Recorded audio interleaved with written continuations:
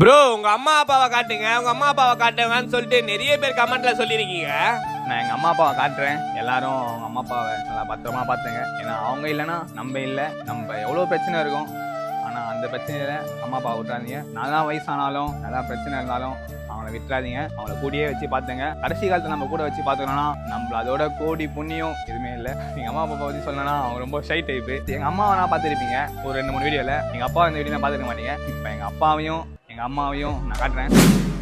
இவங்க தான் எங்கள் அப்பா அம்மா. இவர் பேர் வந்து முருகன், உங்கள் பேர் வந்து பாரதி. எங்கள் அப்பா அம்மா இவங்க 2 பேர் தான். ஏன்னா உங்களை 2 பேரையும் பார்க்கணும்னு சொல்லிட்டு அவங்க ரொம்ப நாளாக கேட்டுனே இருக்காங்க கமெண்ட்டில். எங்கள் அப்பா அம்மா காட்டுங்க, அவங்க அப்பா அம்மா காட்டுங்கன்னு சொல்லிட்டு பார்த்துங்க. எங்கள் அப்பா அம்மா இவங்க தான். எங்கள் அம்மா வந்து வீட்டு வேலை தான் செய்கிறாங்க, எங்கள் அப்பா வந்து பெயிண்ட் வேலை தான் செய்கிறாரு. அந்த இதுலேயும் 3 பேரையும் கஷ்டப்பட்டு வளர்த்தாங்க.